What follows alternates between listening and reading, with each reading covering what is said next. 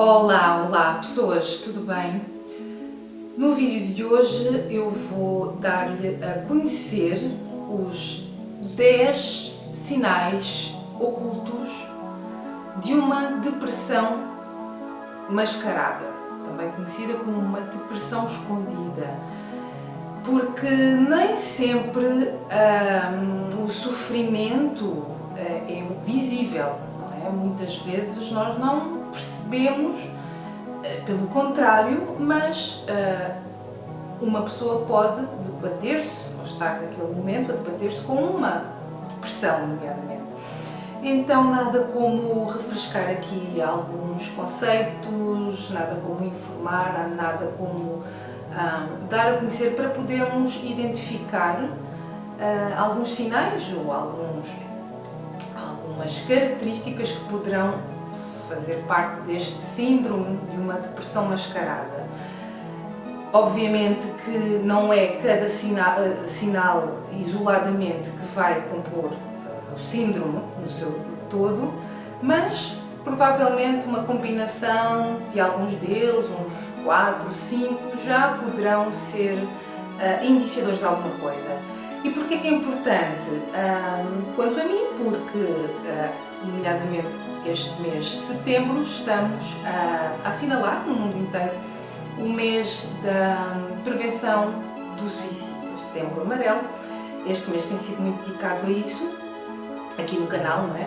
Com vídeos também que abordam isso, e como pais, como amigos, como professores, como companheiros, enfim, como colegas, como pessoas, nós podemos e devemos sim estar atentos às vezes às manifestações mais atípicas daquilo que é uma depressão, por isso, ou do que pode ser uma depressão. Se quiser saber mais, nada como ficar comigo até ao fim deste vídeo e logo vamos desvendar então estes 10 sinais ocultos de uma depressão mascarada. Até já!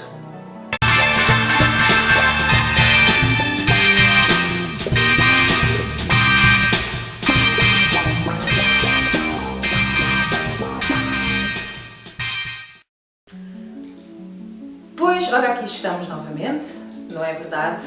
Eu sou a psicóloga Sara e neste vídeo vamos então falar um pouquinho acerca de quais são esses 10 sinais ocultos de uma depressão mascarada. Porque se é facto que nem todas as depressões culminam em suicídio, o facto é que sim, a esmagadora maioria dos suicídios teve como componente, ou na sua origem, ou um fator absolutamente correlacionado com isso, é sim uma depressão profunda, nomeadamente. Agora, é verdade que também, embora a sociedade atual seja cada vez mais consciente ou que demonstre, de uma maneira geral, mais conhecimento, sim, sobre a depressão, sobre o que é, sobre o que é que acontece, o que é que não acontece, etc. Muitas vezes existe uma compreensão também um pouco equivocada sobre a doença e alguns dos seus sintomas. Porque nem todos os sintomas de uma depressão são muito típicos, no sentido de visíveis. Nós achamos ou tendemos a crer que o sofrimento é visível, muitas vezes, não é? Da mesma forma como quando nos magoamos fisicamente, está aqui, tenho aqui uma ferida, até tenho aqui um pensinho, e está a recuperar, então, pronto, as pessoas percebem, pronto, está ferido, não é? Um sofrimento visível, mas na dor emocional, nomeadamente aquela que compõe em larga escala a sintomatologia de uma depressão, tal como tantos outros problemas emocionais, ela é muitas vezes invisível, quer dizer, sentida, vivida por parte da pessoa, mas nem sempre muito explícita para o mundo, para os outros que a rodeiam. E às vezes, inclusivamente, há muito esforço ativo da própria pessoa em mascarar, em camuflar esses mesmos sintomas. Porquê? Existe também muito estigma social, não é? Ligado à saúde mental, às questões da saúde emocional, à depressão, nomeadamente. Então, as próprias pessoas, elas mesmas nem sabem sequer que podem, naquele momento, estar a ter ter algum fundo mais depressivo naquilo que vêm sentindo, porque para além de elas nem próprias nem saberem, não é? Fica também muito mais difícil assim pedirem ajuda, encaminharem-se para um profissional de saúde mental habilitado que possa fazer um diagnóstico correto. E então a coisa acaba por ser assim um pouco mascarada, aparentemente em sinais relativamente inócuos, não é? Às vezes, alguns até muito valorizados culturalmente, socialmente, etc. Vamos também perceber quais são, mas que devidamente observados, assim, um pouco uma dimensão um bocadinho mais profunda, nós percebemos que há ali algum tipo de dinâmica emocional mais desajustada, pelo menos de acordo com aquilo que seria o equilíbrio emocional desejado para podermos gozar de saúde emocional, de bem-estar, saúde psicológica de uma forma mais completa. Por isso, vamos conhecer quais são estes 10 sinais ocultos. Esta informação é importante, lá está, para percebermos, para podermos observar melhor quem está à nossa volta, que nem sempre demonstra que está a sofrer, mas isso permite-nos identificar, no sentido de orientar também devidamente para o restabelecimento do que é alguma questão, algum problema, algum aspecto do fundo emocional que, na verdade, esteja ali um bocadinho escondido ou mais travado e que impeça uma vida mais saudável do ponto de vista emocional e físico até. Vamos embora. Então, antes de mais, o que é que importa sabermos acerca do que é que constitui uma síndrome? Uma síndrome é um conjunto de sintomas, de sinais. Isoladamente não valem muito por si só, mas na combinação de vários já nos dão muito que observar. É um bocadinho como sal e pimenta, assim, formam um todo que um leva ao outro e conseguimos perceber, no fundo, aqui a dimensão mais global das coisas. Portanto, no seu conjunto, não necessariamente os fatores isoladamente, como referi, mas traços correspondentes a comportamentos, crenças, atitudes, etc., que se podem identificar, não é? É importante isto também porque, como profissionais ou como companheiros na nossa vida pessoal, junto de familiares, amigos, isto às vezes pode até ir contra aquilo que são os critérios mais comuns, ou aqueles que atualmente são mais falados e que as pessoas têm, apesar de tudo, mais informação e acesso a conhecer, quais são quais são as manifestações típicas de uma depressão. Estes contrariam assim um bocadinho esses critérios, né, da depressão clássica, então fica às vezes mais difícil de identificar, mas podem ser também, sim, potencialmente prejudiciais. Importa, se calhar, perceber também porquê, não é? Uma depressão é um transtorno emocional, psicológico, caracterizado por sentimentos de angústia e tristeza profundas. Isto equivale a dizer que, assim, a tristeza é normal, a depressão já é uma manifestação patológica da tristeza. A tristeza é absolutamente normal, tal como as outras emoções, a partir do momento em que todos nós nos sentimos tristes. Isso não significa que estejamos deprimidos, longe disso, obviamente. Mas em algum momento isso pode acontecer. No entanto, Quando nós não conseguimos gerir, nomeadamente, uma tristeza, ou seja, quando não a vivenciamos, não a experienciamos, não a processamos do ponto de vista emocional, e isto significa geri-la, lidar com ela, vivê-la, senti-la, e criamos, contrariamente a isso, entraves, a bloqueios, não é? A isso, não significa que ela não esteja lá. Muitas vezes lá está, a repressão sobre isso é tal que às tantas nós mesmos já nem conseguimos perceber que a temos ou aceder a ela, mas ela continua a exercer a sua influência, qualquer outra força psíquica que atue sobre nós, não é? Qualquer força que move e anima o mundo, não é? Tal como uma garrafa de ar, nós não vemos, mas ele está lá, quer dizer, e então, estando em depressão, estando em compressão, estando a mover-se por um dos lados, o que quer que seja, quer dizer, na medida em que nós conseguimos equilibrar aqui devidamente e a fazer essa gestão das nossas emoções, a tristeza, não é? Quando não acessada, quando não gerida, cria assim uns gargalos, não é, emocionais dentro de nós que não permitem outras coisas desenvolverem-se ou fluírem de uma forma mais saudável, inclusivamente processos de pensamento, processos de raciocínio, processos cognitivos, está tudo ligado, não é? Razão e emoção, inclusivamente tensões físicas, problemas que podem somatizar também, inclusivamente, a partir daí, por conta desta desarticulação, não é? Entre todas estas dimensões que nos compõem, na verdade, e que fazem parte de nós. Portanto, processarmos, vivenciarmos corretamente, adequadamente, sem banirmos, sem ignorarmos, entre aspas, sem, porque é impossível, se existe, existe. Vai para parar a algum lado, está lá. Mesmo que debaixo de um tapete, ali num refúgio qualquer, vamos perceber melhor também como.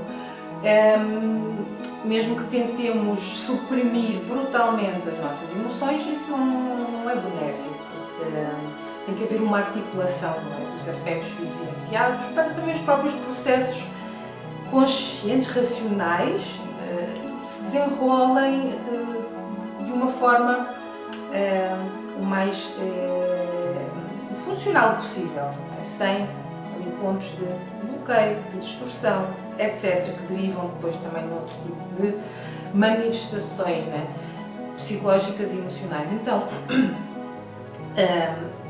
se nós não conseguimos gerir adequadamente as nossas emoções, precisamos nos defender delas, de criarmos obstáculos a elas mesmas para a sua expressão, para a sua vivência. Isso, para além do ponto de vista psicopatológico ser bastante problemático, faz com que a nossa própria sensação de paz interna esteja permanentemente abalada, não é? E às vezes nem percebemos bem o porquê, mas estamos sempre ali em ansiedade, em tensão, em stress, sem perceber, não é, como é que acontecem ou como é que ocorrem estas dinâmicas entre aquilo que, ok, se existe, se surge, tem que ser vazado, tem que ser trabalhado, tem que acontecer de alguma forma, tem que se expressar para depois, ok, retomar-se aqui um equilíbrio natural das coisas e saudável. Isso é todos esses bloqueios à nossa paz, para já que nós percebemos através disso, da nossa paz interna, há sempre um vazio, há sempre uma ânsia, uma busca, uma angústia, não é? E na sua gênese, as características mais primordiais de uma depressão é o quê? Essa sensação de vazio e essa angústia, esse desespero mesmo, às tantas, que nos faz perder completamente energia, não é? E nos impede de viver uma vida realmente feliz. Muitas vezes nas depressões mascaradas, aquilo que também nos faz perder energia, e isso acontece muito, é porque passamos o tempo demasiadamente ocupados em camuflar os sintomas ou em garantir de alguma forma que eles continuem vedados do nosso acesso consciente a eles, não é? E isso obviamente também nos retira muita energia vital que poderia ser disponibilizada para outras coisas, não é? No sentido mais saudável, fluido, construtivo. E não acontece, ficamos ali encapsulados de alguma forma em torno de afetos, emoções que não estão a ser trabalhadas e, no entanto, existem dentro de nós. E há manifestações então em que isso pode surgir, em que isso pode acontecer e nós nem damos conta.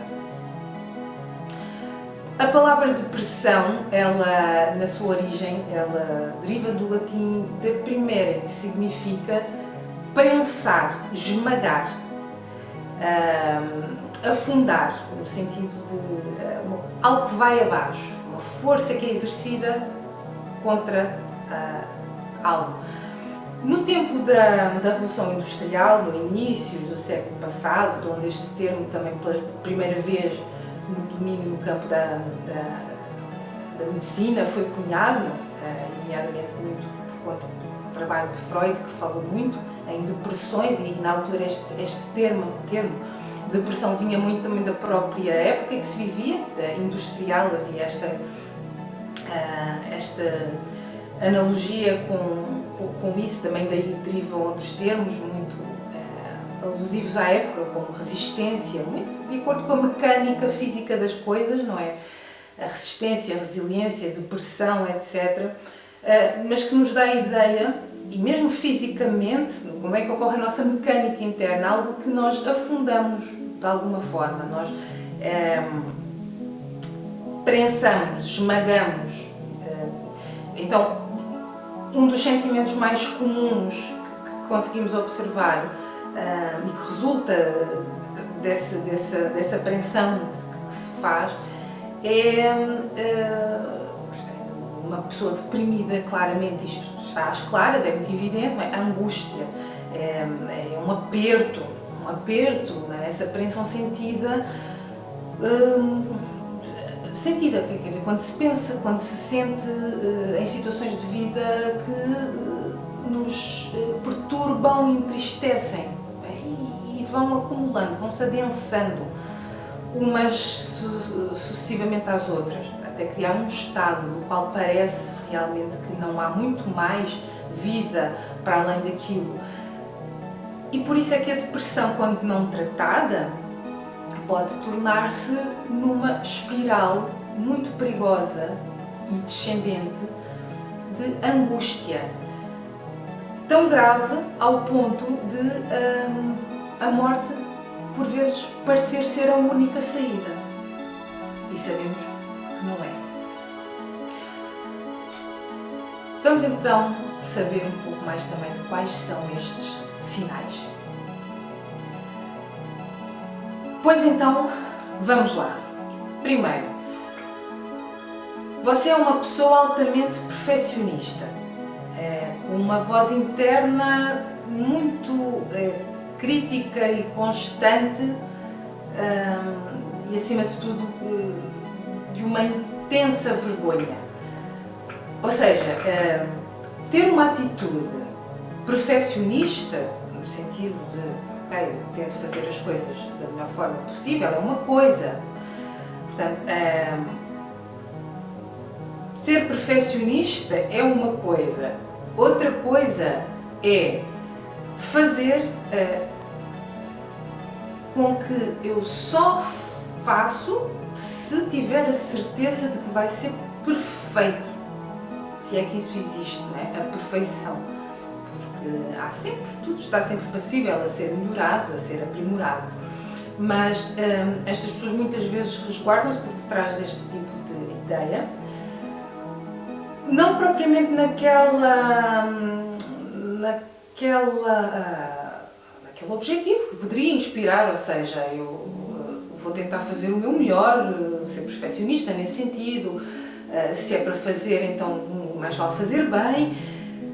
No entanto, não é o que acontece quando somos excessivamente perfeccionistas, isso muitas vezes lá está. O que é que está por detrás, pode estar na raiz disso? É uma fuga, um intenso sentimento de inadequação ou de vergonha, de crítica severa sobre si próprio, sobre com o qual não se consegue lidar. E isso faz com que a pessoa deixe de fazer as coisas, com que haja então depois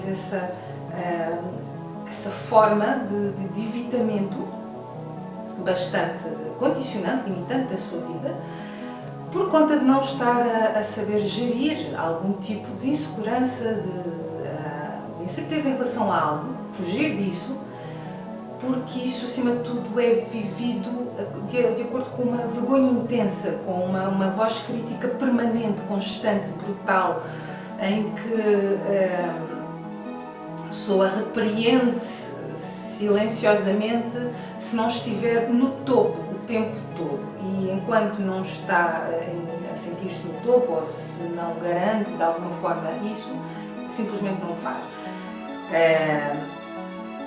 Ou seja, a pessoa avalia constantemente aqui, avalia-se assim mediante o status ou o desempenho em relação a algo, sendo que uma coisa não é necessariamente a mesma que a outra. Então, se de alguma forma não atende aquilo que a pessoa considera que é atender às expectativas exteriores sobre si mesma, sobre o seu desempenho, etc., aumenta-lhe a pressão de tal forma que a fuga, através deste perfeccionismo, parece ser a saída, não é? Sendo que, no entanto, a vergonha e a sensação de frustração ou de não realização interior, a crítica, permanece e governa, na verdade, toda e qualquer escolha que a pessoa possa fazer sobre a vida, sobre o mundo. Segundo, você demonstra um senso de responsabilidade muito exagerado ou excessivo. Isto significa que é o tipo de pessoa que é muito ciente dos seus deveres, das suas obrigações, de lealdade, valores como estes, e até aí tudo bem, né? Parece ser algo ok, e a pessoa é muito comprometida com isso. No entanto, quando alguma coisa não corre de acordo com o que ela consideraria ser o certo, o correto, de acordo com uma determinada ordem estabelecida para ela, e se inclusivamente alguma coisa não corre, não por falha dela necessariamente, mas por outros imponderáveis, outros fatores ligados a circunstâncias ou pessoas, ou o quadro geral, digamos, na sua perspectiva maior, a pessoa não tem este discernimento de perceber que se deveu a algo maior, que não a parte, nomeadamente a parte dela, e automaticamente atribui algum insucesso, algum tipo de falha a esse nível a ela mesma, e isso provoca-lhe também graves sensações de desalento, de desespero, de desesperança.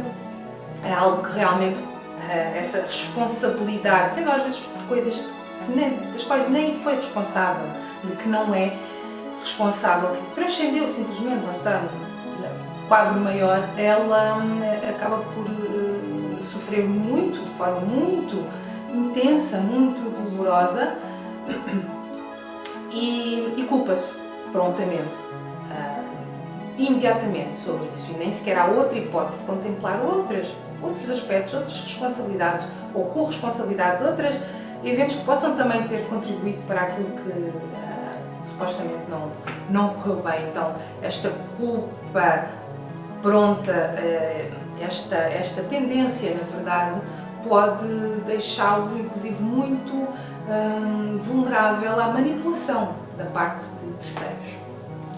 terceiro também, terceiro sinal oculto de uma depressão mascarada. Pessoas que têm muita dificuldade em aceitar e expressar emoções dolorosas. Este é assim muito comum, mas passa muito despercebido, às vezes sob a capa de uma pessoa fria, uma pessoa racional.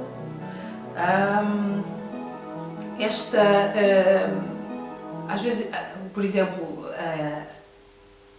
em consultório, estou diante de uma pessoa que, ao falar de alguém ou de um acontecimento doloroso, na verdade, uma perda, uma decepção, uma coisa significativa, e a pessoa descreve-o, por exemplo, com um sorriso nos lábios ou começa a rir, não significa necessariamente, lá está, isoladamente, que temos que atender a muitas outras circunstâncias e variáveis do contexto, mas dá-me sempre que pensar, não é? Pergunto-me sempre, como terapeuta, ou identifico sempre esse sinal assim, de uma forma muito evidente, porque provavelmente ela tropeçou em algo que não queria, não é? Uma emoção mais difícil e da qual naquele momento se tenta esconder.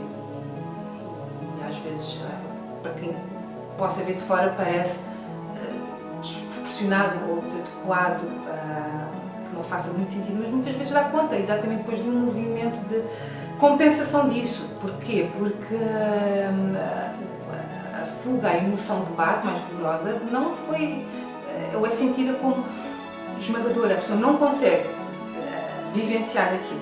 Então adota este tipo de, neste caso o sorriso, para descrever alguma perda, alguma dor significativa como fuga, para vedar, para bloquear o acesso à emoção difícil naquele momento. Por exemplo, muitas vezes neste tipo de circunstâncias as pessoas às vezes evitam muito a raiva. A raiva é evitada ou negada, a tristeza é assim automaticamente banida para o fundo do armário, porque segundo elas a decepção é para os chorões, e então muitas vezes nem sequer chegam a desenvolver palavras para expressar o que sentem, nomeadamente aquilo que sentem de mais difícil em relação às suas emoções. Mas isso tem um nome na terminologia clínica, é a lexitimia. Alexistimus, que é a capacidade, a ausência de palavra, lexus timus, para expressar um humor, uma emoção. Isto faz com que as pessoas muitas vezes fiquem a viver só nas suas cabeças, na maior parte do tempo, sem aceder, sem se conectar com as suas emoções, com o seu coração, com elas mesmas, no sentido de que analisam, descodificam, podem ser excessivamente racionais, mas não pensam nas coisas, no sentido de não sentem as coisas também. E razão e emoção, para um domínio mais fluido, flexível e saudável do ponto de vista do nosso psiquismo, é absolutamente necessário, porque senão a razão é usada somente para um mecanismo defensivo, de uma pessoa se proteger em face a quê? Às suas próprias emoções. Se elas ali estão, precisam ser sim olhadas. Por isso é que depois acabam por desembocar em sintomas vários, como ansiedade, como angústia, como desespero, e a pessoa nem percebe, nem faz ideia de onde é que surgem. Muitas vezes nem sequer os nomeia, nem sequer os expressa. E há uma frase que é: ao conseguir nomear, eu aproprio-me daquilo. E se eu me aproprio, eu mudo, eu transformo, eu recrio. Quarto sinal, você preocupa-se bastante, portanto, no sentido de ser uma pessoa muito preocupada constantemente e evita situações em que o controle não seja possível. Ou seja, a pessoa tem que estar sempre no controle, de alguma forma. É aquele tipo de pessoa que, por exemplo, para além de não conseguir estar no momento presente, ou porque está sempre a antecipar alguma coisa em relação ao futuro, ou porque está sempre a remoer alguma coisa em relação ao passado, não consegue, inclusive, saborear ou desfrutar momentos de mais descontração, de mais leveza, de momentos de prazer. E recordem-se, também um dos sintomas de uma depressão é quando acabamos por perder a capacidade de usufruir, de ter prazer sobre coisas que são ou que eram prazerosas para nós. Isso também tem um nome no dicionário clínico, a anedónia, a capacidade de não conseguir extrair prazer em atividades ou em tarefas, porque é como se houvesse sempre uma voz de comando ditatorial que obrigasse a pessoa a estar sempre em risco e hiper vigilante ou demasiadamente em alerta, um alerta aqui muito disfuncional, muitas vezes em muitas situações, que não faz sequer com que elas, até do ponto de vista pessoal, usufruam dos momentos. É aquele tipo de pessoa, por exemplo, que se vai fazer yoga, nas posturas, nos asanas que exijam mais força física, ela, imprime isso, mas na transição para outras posturas mais de relaxamento já se sente desconfortável e precisa voltar a sentir essa rigidez permanente para sentir que está a fazer alguma coisa útil. Por exemplo, descanso, lazer é tipicamente considerado como inútil, não serve para nada, não é? Perda de tempo típica. No caso do yoga, a última postura de relaxamento, o shavasana, costuma ser detestada, porque a sugestão, não é? A proposta é respirar e relaxar. Da mesma forma que nós podemos gostar de cozinhar, por exemplo, para amigos e depois desfrutar do tempo e da relação com eles, estas pessoas, lá está, podem organizar tudo, preparar tudo, cozinhar, às vezes, de uma forma incrível, ficam dias, horas na cozinha, mas depois, na altura de sentar e desfrutar com as pessoas, parece que não conseguem, não é? Têm que estar sempre em tensão, sempre preocupadas com alguma coisa, e esta necessidade de controle é então de tal forma forte que passa muito tempo demasiadamente preocupado com coisas que pode correr mal, o que não está, etc. E tenta cortar todo o tipo de formas que visem interromper essa sensação de controle sobre as coisas. Ok, passamos para o quinto. Você concentra-se intensamente em tarefas, usando a realização como a única forma de se sentir valioso. Então, é o tipo de pessoa que, digamos, é tão bom quanto o seu último sucesso, ou a sua última realização. E recordando o que disse há pouco lá atrás, isto é uma confusão muito grande. Aquilo que nós fazemos, sim, pode atestar, espelhar, expressar o que nós somos, mas não é necessariamente só, ou não se define só pelo que fazemos. Então, nós, nestas situações, fazemos as nossas atividades, as nossas tarefas, temos a realização com isso, mas na verdade, de uma forma assim muito obsessiva em relação a isso mesmo, uma busca sempre muito obsessiva pela próxima realização, a próxima tarefa, como se nunca nenhuma fosse o suficiente ou estivesse bem dentro dos seus níveis de satisfação, o que indicia que poderá estar a querer distrair-se, vamos pôr assim, de qualquer insegurança ou medo que possam tentar escapar do esconderijo. E é nesse ponto é que as coisas se tornam problemáticas, porque todos nós fazemos isso de certa forma, muitas vezes, mas na medida certa. Outra coisa é quando nós estamos a ter, digamos, um dia mau e algo que devêssemos fazer acaba por ser adiado e então há um valor e um propósito associado ao esforço, mas que na verdade visa tapar aqui algum espaço interno que me permitisse uma manobra qualquer, resolutiva também, mas de alguma forma naquele momento me esteja a obrigar a ter que lidar com alguma emoção mais desconfortável.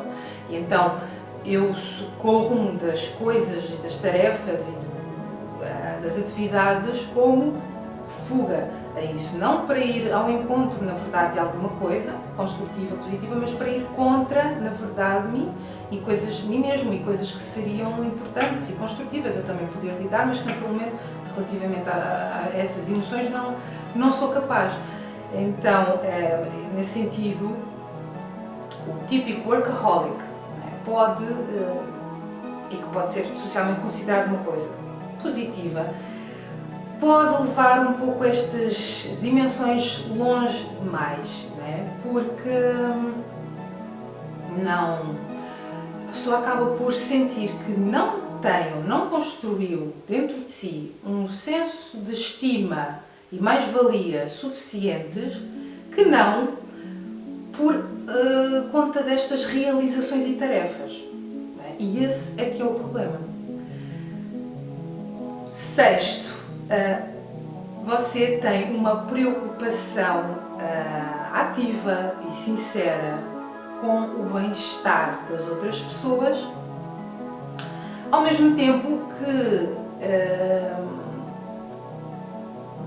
permite poucos ou nenhumas pessoas acederem ao seu mundo interior.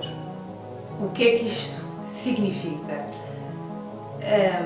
Essa preocupação com os outros, com o bem-estar das pessoas, não é falsa, ela não é necessariamente fingida ou pouco sincera. É real, muitas vezes, até a compulsão para ajudar outras pessoas. Lá está, dá-nos sempre às vezes também que pensar tudo aquilo que se compensa, que se tenta compensar, já denuncia ali alguma coisa que falta, não é? Na verdade, onde há compensação há deformação, nós dizemos, então já mostra que provavelmente essa fuga para a frente, para os outros, para as necessidades dos outros, para o bem-estar dos outros, sendo que se isso estiver a par, muitas vezes com a falta de um autocuidado pessoal, também de atender às próprias vontades, necessidades, desejos, etc., já nos mostra aqui um descompasso grande na balança, em termos de desequilíbrio emocional entre uma coisa e outra. Às vezes tendemos a atender a tudo e a todos precisamente para não atendermos a nós mesmos e àquilo que também são as nossas necessidades particulares. Então, a pessoa faz tudo por todos, normalmente espera sempre algo com isso, um reconhecimento, é dessa forma que ela se gratifica quando isso não acontece, desilude-se muito, entra em tristeza profunda e, acima de tudo, faz com que dimensões de maior vulnerabilidade real não sejam muito acedidas pelas outras pessoas. Então, a sua dor ou aquilo que são também as suas necessidades, que pode ser interpretado como falhas, ausências, algum tipo de dor, não é a pessoa veda o acesso sequer aos outros a tentarem perceber isso ou a tentarem de alguma forma responder a isso. tipo de pessoa faz tudo pelos outros e não deixa que ninguém faça nada por si. É como se criasse assim uma barreira defensiva, também muito protetora, sobretudo em relação a quem, por algum motivo, descobre que a pessoa está sozinha, ou está cansada, ou está vazia, ou sobrecarregada. E isto pode ser particularmente assustador quando alguma ideação suicida, a angústia mais intensa, está presente. E é aí que normalmente estas pessoas fazem de tudo para bloquear o acesso ao contacto com as outras pessoas. O isolamento social, por exemplo, é um dos sinais, para, na verdade, não deixar que ninguém possa entrar dentro da sua dor. Isso tem efeitos, obviamente, devastadores, porque mesmo que uma pessoa o faça, às vezes, muitas vezes, porque uma vez que é o tipo de pessoa de quem não se espera que precise de nada, porque é ela que sobretudo, não é? Às vezes, mesmo quando a pessoa até tenta, às vezes muito subtilmente, por mais subtilmente que seja, expressar, as pessoas podem não acreditar e geralmente têm respostas do género: mas o que é tu? Deprimido? Mas tu tens tudo na vida, mas tu estás sempre bem? Como é que é possível? E sim, isso depois também acaba por levar a consequências devastadoras também. Sétimo, você menospreza ou desdenha de feridas ou abusos que tenha sofrido no passado ou que sofra atualmente no presente. Vejamos uma coisa, a compartimentalização é uma habilidade, é uma coisa boa. Isto significa que a capacidade de, por exemplo, ficarmos magoados ou tristes, ou com medo, ou com raiva, por alguns instantes, ou pelo menos antes de pormos isso de parte por algo, num momento em que sentimos que não ser o ideal para lidar com isso, é uma coisa boa, ou seja, afasto de mim esses sentimentos até ao momento em que eu consiga lidar melhor com eles. Seja porque naquele momento não é a situação em que, ok, põe-me em stand-by um pouco os meus sentimentos, as minhas emoções em relação a isso, compartimentalizo-os, mas para os poder repegar, voltar a eles mais tarde e assim conseguir trabalhá-los, tudo bem. Agora, pessoas que, e nós, enfim, fazemos isso muitas vezes, isso é bom, inclusive é saudável, mas nós muitas vezes, às vezes até mesmo com sentimentos positivos, de felicidade, de alegria, às vezes não é o momento de expressar, seja por algum motivo, ou seja porque não é o sítio mais adequado para se começar a cantar, nós fazemos. Só que se nós nos identificamos com alguma destes sinais ocultos de uma depressão mascarada, o problema é que, de uma forma muito rígida, nós compartimentamos demais. Então, acabamos por desenvolver caixas muito fortes caixas emocionais onde travamos os nossos sentimentos, travamos sobretudo os sentimentos mais dolorosos, consciente ou inconscientemente, empurrando-os para um refúgio assim muito sombrio dentro da nossa mente, fechando a chave e jogando a chave fora, não é? Isso faz com que seja sistematicamente desconsiderado, muitas vezes negado e descartado o impacto dessa experiência de vida que lhe causaram dor, quer no passado, quer no presente. Por exemplo, no outro dia recebi um e-mail de uma senhora que escrevia, porque não percebia certos sintomas e certas manifestações que ela não conseguia atribuir na sua vida, causas assim muito aparentes sobre o porquê de as ter, não é? Sobretudo do ponto de vista depressivo. Tinha sido diagnosticada em tempos lá atrás, no seguimento de um evento traumático, significativo na vida dela. Tinha sido diagnosticada com transtorno de stress pós-traumático, inclusive, mas escrevia elas. Mas coisas muito piores acontecem às pessoas o tempo todo. Ok, assim, isto pode ser ou não verdade, mas dor é dor, certo? 8º sinal. Você lida com problemas de saúde mental que envolvem controlo ou fuga à ansiedade. Geralmente é o tipo de pessoa que vive uma vida muito controlada e por vezes até rígida. Os diagnósticos psiquiátricos nestas situações podem coexistir muito também com uma série de mecanismos que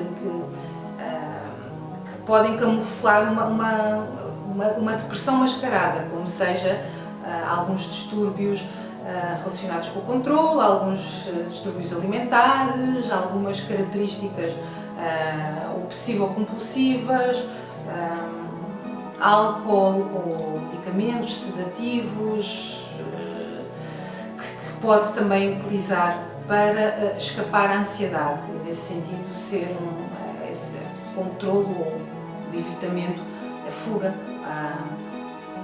da dor, da ansiedade, concretamente, que isso provoca. 9. Você acredita firmemente em contar as suas bênçãos. Esta é assim algo que hoje em dia se vê muito em voga e que tem a ver com aquelas pessoas que fundamentam o seu bem-estar, não é? Nesta coisa de contar as bênçãos, ok. Isto é algo muito positivo, com certeza, contarmos as nossas bênçãos, e hoje em dia, quando falamos tanto de gratidão e até a ciência da gratidão, tudo que isso do ponto de vista cerebral é extremamente positivo em termos de foco e de foco positivo nas coisas, de percebermos o que temos mais do que não temos e de que formas é que isso imediatamente impacta também o nosso humor, a sensação de maior tranquilidade e relaxamento em relação a isso é muito benéfico, ok? No entanto, e com certeza, portanto, é saudável, otimista, porque faz com que estejamos nesse estado, precisamente, de gratidão, de otimismo. No entanto, é quando nós, de alguma forma, agarramos a isso muito rigidamente, sendo que se uma pessoa não se sentir, de alguma forma, permanentemente a ter que contar as suas bênçãos, não é? ou grata, sente-se culpada ou sente-se envergonhada ou recrimina-se por algum destes motivos, ou seja, para pessoas que possam identificar-se um pouco mais com estes sinais ocultos de uma depressão mascarada, na verdade, onde é que há espaço para, por exemplo, às vezes, e nem sempre tudo tem que ser perfeito ou correr bem, nós podemos reconhecê-lo sem que necessariamente isso nos faça desmoronar. Onde é que, quando nós precisamos nos agarrar muito rigidamente a isso, a esse, às vezes, um falso positivismo, um falso otimismo, melhor dizendo, onde é que há espaço para autocompaixão, em relação a algumas circunstâncias, a alguns eventos, expressar essa própria compaixão por si mesmo, no sentido de alguma coisa que eu gostaria de ter, me reconheço, não tenho, mas quero ter e tudo ok com isso. Não há esse reconhecimento, não. Eu não consigo lidar com essa ausência, essa falta, não é? E acaba por tudo o que tem a ver com esse espaço de maior compassividade em relação a si mesmo, é interpretado como reclamar, ou lamúrias, ou queixume. E não é necessariamente a mesma coisa. E isso, para este tipo de pessoas, não é permitido. Por fim, 10º sinal sinal oculto de uma depressão mascarada. São pessoas que têm tendências a relacionamentos profissionais positivos ou realizações profissionais positivas, mas nem sempre isso está a par com os seus relacionamentos pessoais, na sua esfera privada.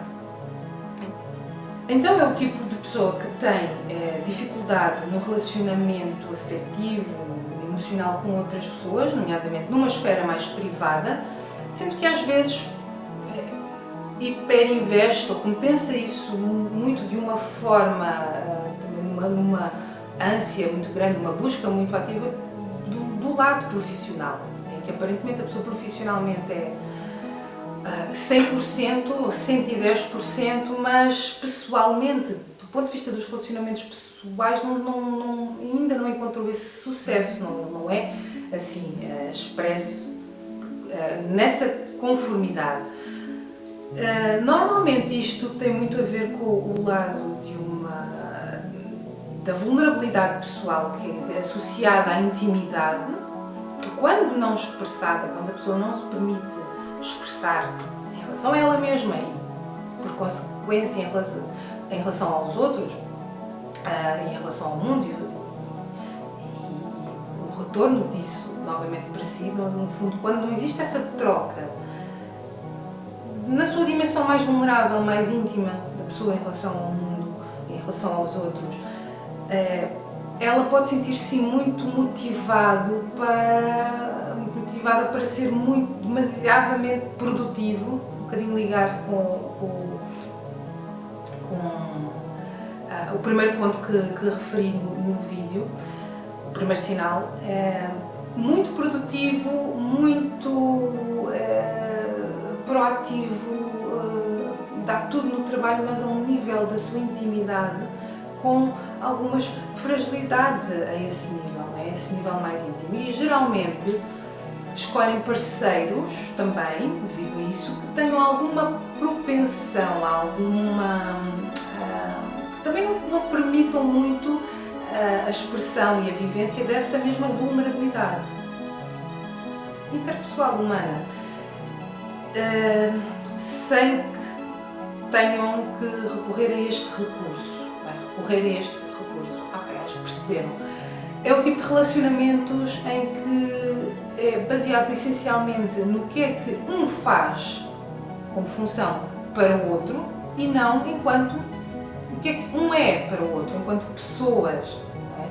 E normalmente, quando têm filhos, a vida passa a ser direcionada, ou a única forma de serem, coexistirem, de viverem, acaba por ser muito em função das crianças.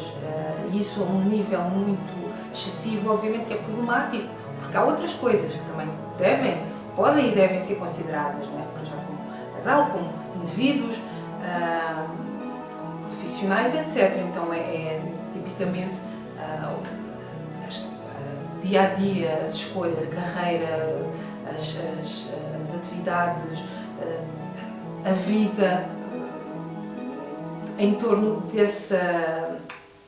disso, sendo que podem querer aparentar uma aparência perfeita enquanto casal, mas na sua dinâmica afetiva, íntima, pessoal, há ali alguns pontos mais comprometidos, não é? Que nós podemos perceber assim. E pronto, pessoas, estes são os 10 sinais que resolvi hoje destacar, estes sinais ocultos de uma depressão mascarada, que podemos estar atentos em relação a nós mesmos, em relação a outras pessoas. E porquê é que isto é importante assinalar? Porque como em qualquer depressão diagnosticada, uma depressão clássica, sabemos que é fundamental curarmos, tratarmos as emoções, nomeadamente as emoções que estão na gênese, na base de uma depressão, emoções de medo, a mágoa, tristeza, vergonha, desesperança e por aí fora. Logo, se nós, de alguma forma, mesmo que essas emoções existam dentro de nós, mas se nós as suprimirmos e não as vivenciarmos no sentido de saudavelmente, de as gerirmos, não é? De as transformarmos, inclusivamente, o que vai fazer é que vamos despender demasiada energia na luta contra elas, o que nos vai simplesmente fazer entrar em luta interna, em uma luta em glória, porque pessoal, uma pessoa aqui a perder somos nós mesmos. Vai-nos fazer despender muita energia vital, psíquica, anímica, que poderia estar a ser alocada para outras coisas ou outros processos que decorressem com maior facilidade, maior fluidez do ponto de vista psicológico e emocional, não está, porque está ali tudo muito concentrado em camuflar, em, lá está, prensar, em reprimir, em obstaculizar contra algo dentro de nós que, se existe, é por um motivo e precisa ser visto e reconhecido enquanto tal, e de preferência trabalhado. Então, isso, obviamente, e ao longo do tempo, faz com que a nossa qualidade de vida seja destruída. Nem percebemos às vezes porquê, damos por nós numa determinada altura da vida ou numa determinada idade, em qualquer circunstância que aconteceu, e de repente parece que vem tudo, que desmorona tudo, não é? E nem percebemos, nem perdemos o fio à meada, não é? Por isso, nós auto-observarmos, nós cuidarmos da nossa saúde emocional, irmos verificando e tendo a nossa higiene psicológica, tão fundamental como outra qualquer higiene diária que temos que ter e que percebemos e reconhecemos a importância de termos, seja a higiene oral, a higiene da casa, dos espaços onde habitamos, o nosso espaço interno, a nossa casa primordial, não é? E ela é composta por emoções na sua gênese e na sua essência. É fundamental, obviamente, nós termos cuidado com isso, cuidado. Esse é de facto o termo, autocuidado. Este vídeo visa incentivar a isso, porque isso, não atenção a isso só nos torna mais vulneráveis, na verdade, mais incapazes de sermos felizes. Normalmente, e numa depressão clássica, nós tratamos essencialmente com recursos, numa depressão grave, não é? Nós tratamos essencialmente com o recurso à farmacologia e psicoterapia. A farmacologia, em muitos casos, é importante para reequilibrar alguns níveis, não é? De maior níveis bioquímicos no nosso cérebro, a partir do qual, aqui do mínimo reequilíbrio, outras camadas, outras dimensões vão podendo trabalhar. Mas ok, permite-nos aqui um reajuste orgânico qualquer. O ponto é estes medicamentos atuam exclusivamente em sintomas, quer dizer, os sintomas da depressão, às vezes, quando vivenciados de uma forma desequilibrada, um medo, uma tristeza, eles atuam sobre isso, sintomaticamente. Só que, como o próprio nome indica, um remédio remedia, não cura. Logo, se a medicação pode resultar, ela também tem os seus efeitos secundários, como a habituação, inclusivamente, e e isso pode também alterar muitas vezes as próprias capacidades de processamento cognitivo, no sentido de raciocínio sobre isso.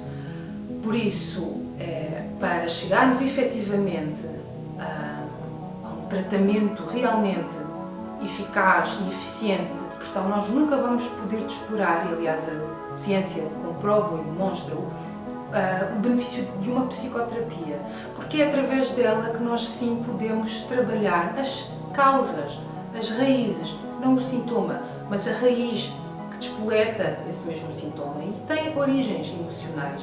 Então, uma psicoterapia é sem dúvida sempre o mais indicado para as pessoas que sofrem com esta perturbação. Muitas vezes as pessoas lutam com a depressão, sentem que não têm propósito, não têm um vazio, que têm um vazio, não é? Porque lá está, as tantas, no meio de tanta luta contra si mesmo, de tanto esforço investido em taparem-se delas mesmas, em esconderem-se elas próprias,